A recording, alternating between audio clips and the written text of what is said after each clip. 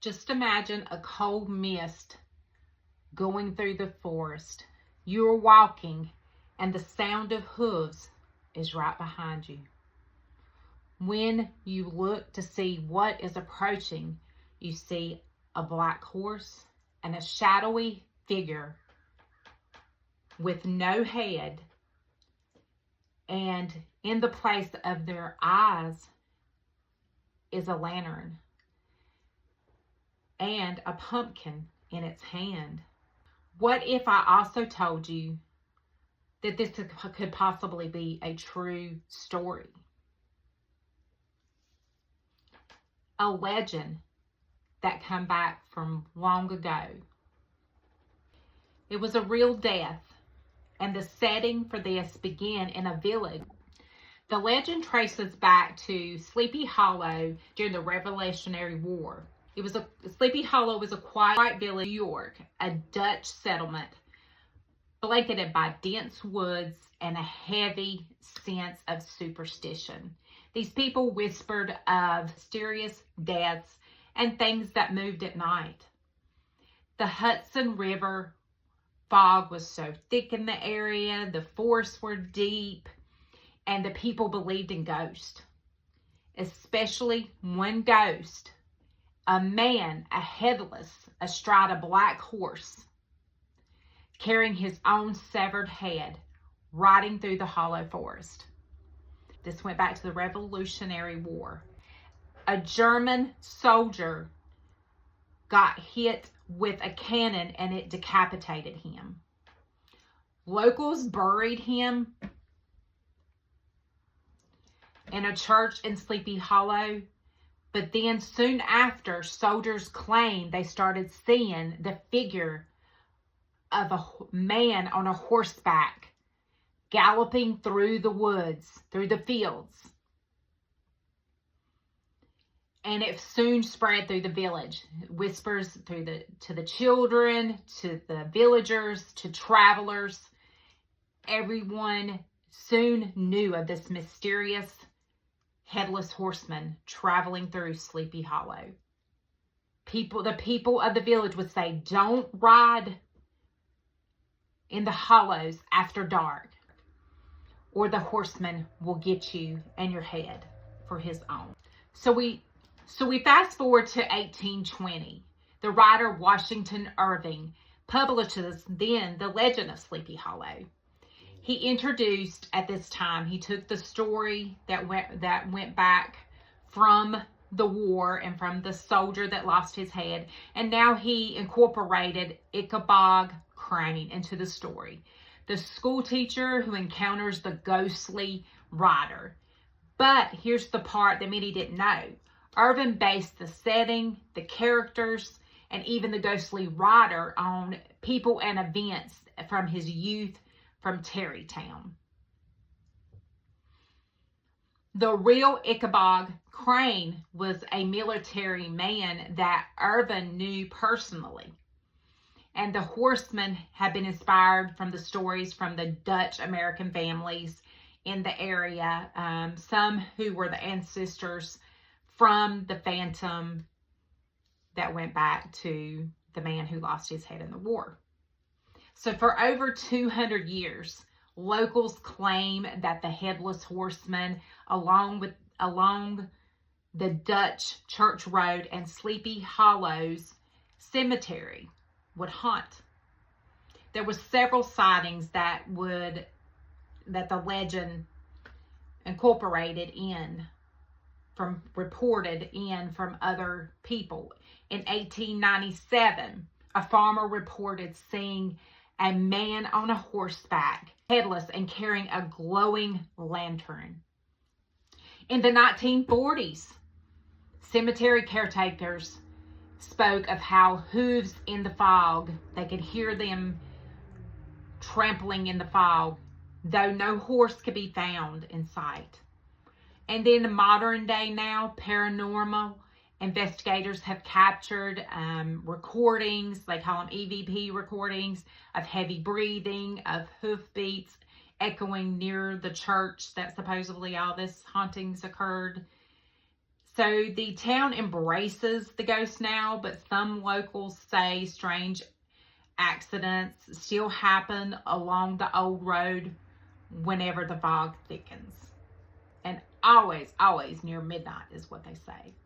There's even been some crime reported with the legend of the Headless Horseman. The folklore meets the forensic history.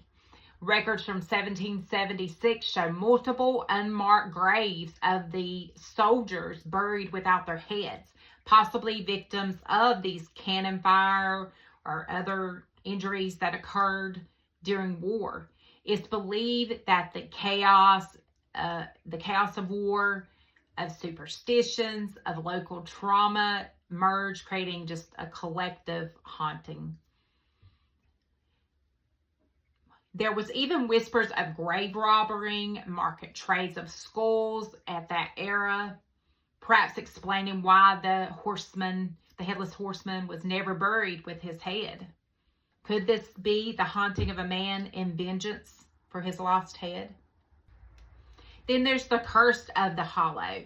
Generations of residents swear that the hollow has heavy air, that there's strange lights flickering at times and shadows that move against the wind. And paranormal experts describe Sleepy Hollow as a thin place where it's living between the living and the dead blurs. Even skeptics admit the legend persists because something does feel different there. It's not about, one local reported, it's not about believing in ghosts. It's that feeling like something's actually watching you and realizing you're not alone. So one of my favorite coverage of Sleepy Hollow is the one with Johnny Depp. It's one of our favorite to watch every year. My husband really likes it. We usually have to put it in with our programs that line up for Halloween. And just comparing those, Ichabod Crane is in this story of the Sleepy Hollow with Johnny Depp. He is the nervous. He's a police constable in New York City. He's obsessed with like science, forensics, and dissecting bodies with to solve crimes. But a lot of his superiors mock him. They view his modern methods of investigating as morbid and unholy, basically. They come up with a plan to get rid of him, and the judge sends him to investigate Sleepy Hollow of these deaths that has been occurring with beheading. So that's how he ends up there. He arrives at the Dutch village. He meets the townspeople. So there's where some difference also come in. Katrina is the beautiful daughter, and his love interest. She's more like timid and shy. I think in the story that was wrote years ago, the original story, she's not. She's more of a farmer's daughter. I don't believe she's quite as timid, but this is more of a love story. In Washington Irving's The Legend of the Sleepy Hollow, there is a character, Brom Bones, and he is actually the romantic rival of Ichabod, rival for Katrina Van Tassel.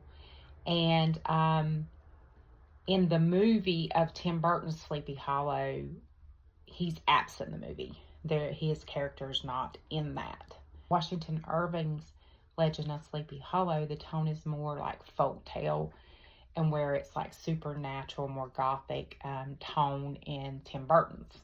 And the ending is definitely different for the Legend of Sleepy Hollow in Washington Irving's. Ichabod disappears, and basically when if you remember the scene of Tim Burton's Sleepy Hollow on the bridge, when the Headless Horseman appears, the Headless Horseman, Ichabod survives that. But in the ending on Washington Irving's Legend of Sleepy Hollow, he isn't found. The next morning, the only thing that was found is like a pumpkin, and he's missing. But it also is said that he possibly runs away. He's so scared because it hints that years later he becomes a failure. So he doesn't actually, possibly doesn't actually die in that version. Tell me which version do you like? If you've even, I haven't read the Washington Irving's or book. Possibly, maybe that should be something I take the time to do, possibly. Let me know if you like one or the other version. If you'll hit like and subscribe to my Crime and Chaos Diaries, I'd appreciate it. You have a great rest of the day. Thank you for joining me.